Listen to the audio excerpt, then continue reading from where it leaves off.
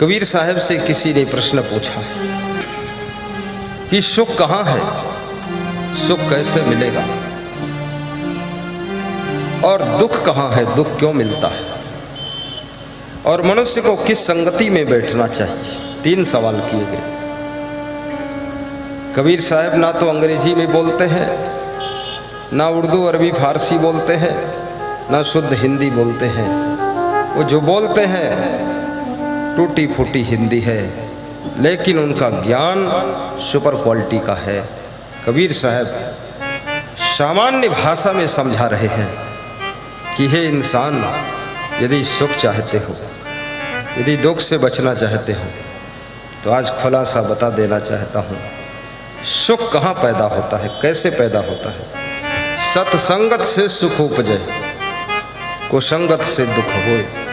कहें कबीर तह जाइए, जहाँ अपनी संगति होए, जहाँ अपनी संगति होए। बोलिए सद्गुरु भगवान की जय। जहाँ पर दिल को बात छू जाए, जोर से ताली बजाना। जहाँ मन को बात छू जाए तो थोड़ा मुस्करा कर ताली बजाना। जहाँ तुम्हारी आत्मा को छू जाए तो जयकारा बोल के गड़गड़ाहट के साथ ताली बजाना। ये शमशान भूमि नहीं है, ये उत्सव की भूमि है। उदासीनता का स्थान नहीं है, ये शालीनता का स्थान है। यहाँ पर रोने जैसा चेहरा बनाने की आवश्यकता नहीं है, यहाँ पर हंसने जैसा चेहरा बनाकर बैठने की आवश्यकता है। बहुत रो चुके हो संसार में, बहुत टेंशन कर चुके हो, बहुत चिंता तनाव में रह चुके हो। अब ये थोड़ा वक्त सत्संग के लिए मिला है। हंसते हंसते सत्संग सुनो और सारी चिंता को जलाकर राख कर दो, और अपने को कंचन की तरह चमकदार बनाकर यहाँ से ले जाइए, ताकि आपके जीवन की कीमत बढ़नी चाहिए। बोलिए सतगुरुदेव की जय। सत्संगत क्या है और कुसंगत क्या है। सत्संगत का नाम सुनते हैं तो आपको लगता है साधु महात्मा की संगत ही सत्संगत है, लेकिन ऐसा नहीं। साधु महात्मा दुनिया में बहुत कम है, और जो हैं उनमें ऐसे साधु कम हैं जिनमें दम है। दम वाले साधु बहुत कम है। दम ही नहीं है, सारी दुनिया बेदम है। दमदार संत का मिलना। दमदार कौन है? जो वैराग्यवान हो, विषयाशक्ति से ऊपर उठा हो, नशा व्यसन से मुक्त हो, शुद्ध ब्रह्मचर्य का पालन करता हो, खुद के गुरु में खूब निष्ठा हो, और जिसके अंदर सद्गुण और सदाचार हो, जिसके अंदर दिव्य संस्कार हो, और जिसके अंदर जीते जी जीवन मुक्ति का एहसास हो, जो संसार के लोगों का कल्याण करने के साथ साथ अपनी आत्मा के उद्धार का रास्ता भी साफ करता चला जाए, वो दमदार संत कहा जाता है।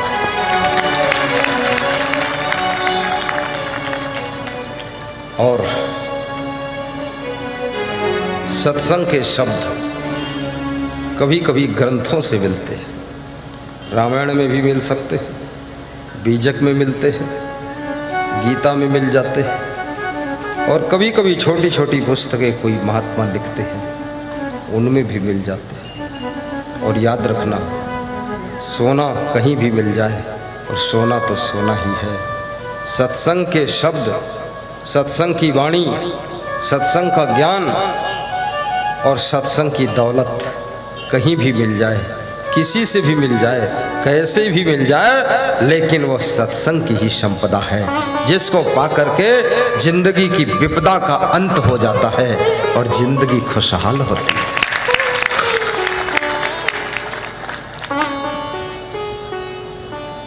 तो सत्संग उसे कहते हैं जो आपको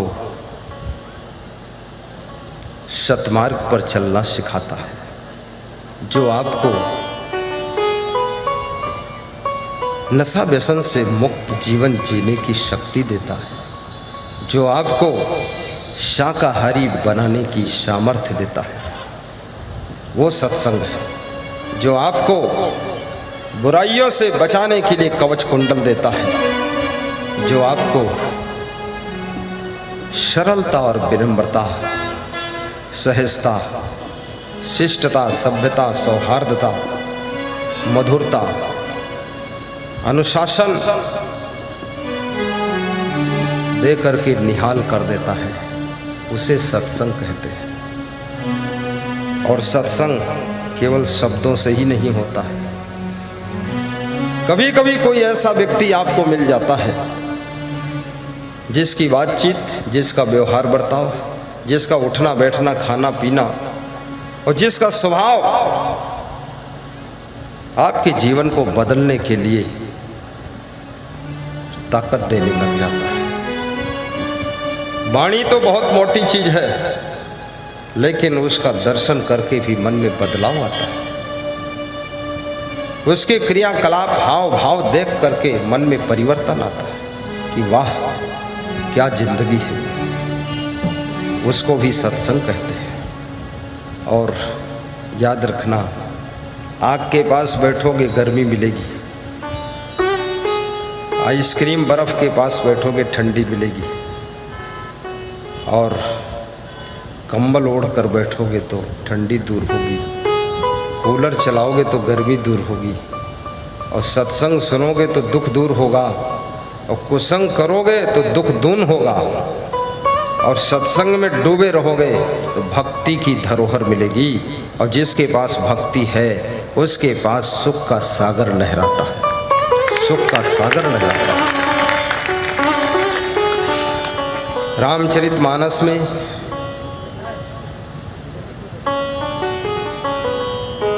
भक्ति से क्या लाभ होता है, जब ये प्रश्न पूछा गया, भक्ति कैसी है ये पूछा गया, भक्ति कहाँ मिलती है ये भी पूछा गया। एक चौपाई में लिखा हुआ है, भक्ति स्वतंत्र है, भक्ति सकल सुखों की खान है, भक्ति सकल गुणों की खान है, और भक्ति सत्संग में मिलती है। भक्ति कोई सब्जी की मार्केट में नहीं, सोने चांदी की बाजार में नहीं, भक्ति लखनऊ बॉम्बे में नहीं, भक्ति जब मिलती है तो सत्संग में मिलती है। और भक्ति जिंदा भी रहती है तो सत्संग से जिंदा रहती है।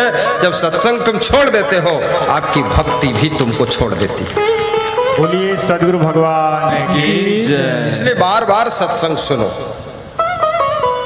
आज हमारे पास में एक सुल्तानपुर से बालक आया, भाव से भर गए वो सुल्तानपुर वाले, उधर खड़े, इधर आकर नमस्कार करो नीचे से। बालक अभी 20-22 साल का होगा। वो कह रहे थे, मैंने पहली बार प्रवचन सुना आपका, तो कुछ उतना अंदर नहीं बैठा, लेकिन दोबारा दूसरे दिन फिर सुना तो मैं इतना प्रभावित हुआ, मुझे लगा अभी कलयुग में भी भगवान का रूप है। और बोले मेरा घर बदल गया, घर वाले बदल गए, मैं बदल गया, और घर में जो सुख शांति है उसके लिए धन्यवाद देने आपको आया। ये बालक जो आपकी जिंदगी को बदल कर रख दे, पूरा रूपांतरण कर दे, आपके क्रोध को करुणा में बदल दे, आपके लोभ को दान में बदल दे, और आपकी ईर्ष्या को प्रेम में बदल दे, और जो आपकी वासना को उपासना में बदल दे, और जो आपकी आसक्ति और विषयासक्ति को तोड़कर भक्ति पैदा कर दे, उसी का नाम सत्संग होता है, जो जिंदगी में 4 चांद लगा देता है। भक्ति स्वतंत्र सकल सुख खानी। गाइए, 3 बार गाना है, आपको भी दोहराना है। ऐसे मत बैठे रहना गूंगे बाबा, बोलो मुंह से। गाना आता हो चाहे नहीं आता, ताल बैठे चाहे ना बैठे, खेतम बीज उल्टा बो चाहे सीध, अंकुरण होगा फसल भी होगी। तुम गाओ, ज़्यादा ताल रंग मत बनाओ। भक्ति स्वतंत्र सकल सुख खानी। भक्ति कैसी है? स्वतंत्र है और सकल सुखों की खान है। भक्ति स्वतंत्र सकल सुख खाई, बिनु सतसंग ना पावहि प्राणी, बिनु सतसंग ना पावहि प्राणी, बिनु सतसंग न पावहि प्राणी, भक्ति स्वतंत्र सकल सुख खाई। मुस्कुराइए बैजनाथ जी। भक्ति स्वतंत्र सकल सुख खाई। भक्ति में जो सुख है वो संपत्ति में भी सुख नहीं। संपत्ति से सामान मिल सकता है लेकिन सुख नहीं। पैसे से कलम मिल सकती पर लिखने की कला नहीं मिल सकती। पैसे से माइक मिल सकती लेकिन बोलने की कला नहीं मिल सकती। पैसे से घड़ी मिल सकती है लेकिन टाइम देखने की बुद्धि नहीं मिल सकती। और पैसे से बिस्तर मिल सकता है लेकिन विश्राम नहीं मिल सकता। पैसे से सब खरीद सकते हो लेकिन शांति और सुख नहीं खरीद सकते हो। मार्केट में किसी भी दुकान पर न सुख बिक रहा है न शांति बिक रही है। सुख और शांति जब आपका मन समझदार हो जाता है, जब बुद्धि में शुद्धि हो जाती है, आपका खान पान यथा योग्य हो जाता है, आपका सोना जागना भी यथा योग्य हो जाता है, आपके कर्म युक्तता पूर्ण संपन्न होते हैं, तब आपके जीवन में सुख और शांति आती है। सुख शांति का रिश्ता ना अमीरी से है न गरीबी से है। ये भी मत सोचना गरीबों को ज़्यादा शांति है, नहीं नहीं। कहावत है कंगाल से जंजाल अच्छा होता है। गरीबी से ज़्यादा अमीरी ही अच्छी है। कम से कम सब्जी और दाल की तो टेंशन नहीं है। एक गरीब आदमी रोज वो तेल मिर्च मसाले मुलझा रहा था क्योंकि घर में वही पूर्ण नहीं हो पाओ थे, आगे बढ़ नहीं पाओ थे। उसी में टेंशन बना रहा था कि आज सब्जी का पैसा नहीं है, कहूँ बताओ चाय की पत्ती नहीं है, कहूँ कहा थे अरे हमारे घर में मच्छर मचा हुआ है, कोई बताओ तो हमारे घर में तो इतना हुड़दुंग है, ना मालूम कितना सब खाते हैं। कल दिन दाल लाए हैं, 2 दिन में सब खाएंगे।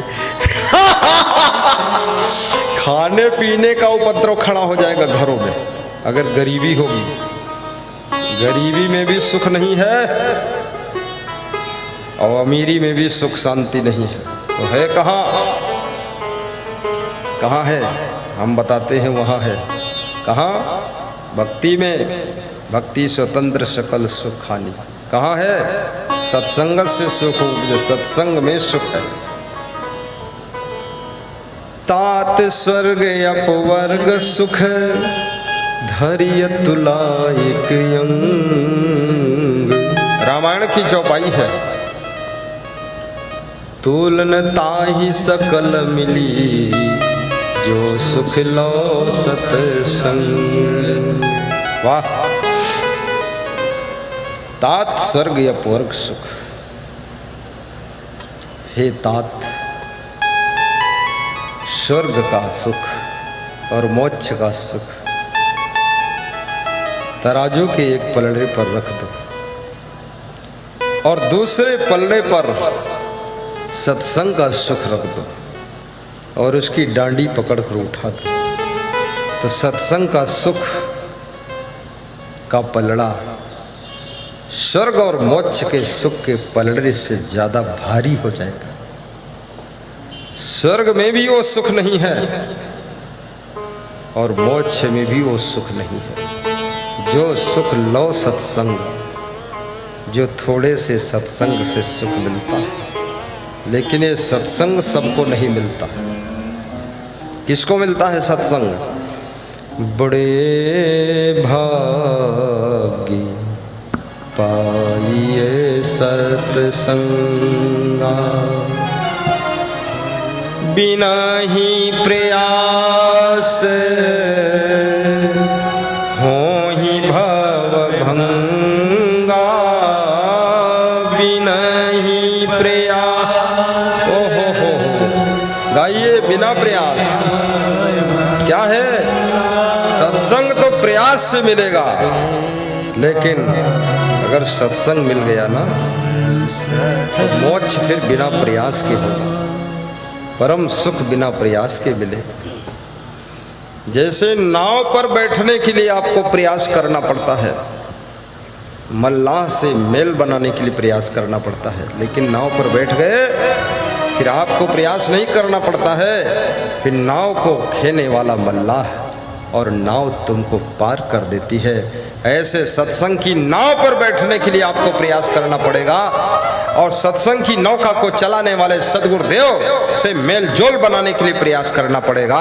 उसके बाद ये सत्संग की नौका और सद्गुरु की कृपा आपको भव सागर से पार कर देगी। उसके लिए प्रयास नहीं करना। बोलिए सद्गुरुदेव बिना ही प्रयास हो ही भव भंगा, बिना ही प्रयास हो ही भव भंगा, बड़े भागी पाइए सत्संगा, बिना ही प्रयास हो ही भंगा। बड़े भाग्य से सत्संग मिलता, और सत्संग मिल जाए बिना प्रयास के ही जीव भवसागर से पार हो जाता है। सत्संग जहाज है, उस जहाज को चलाने वाले सद्गुरुदेव हैं।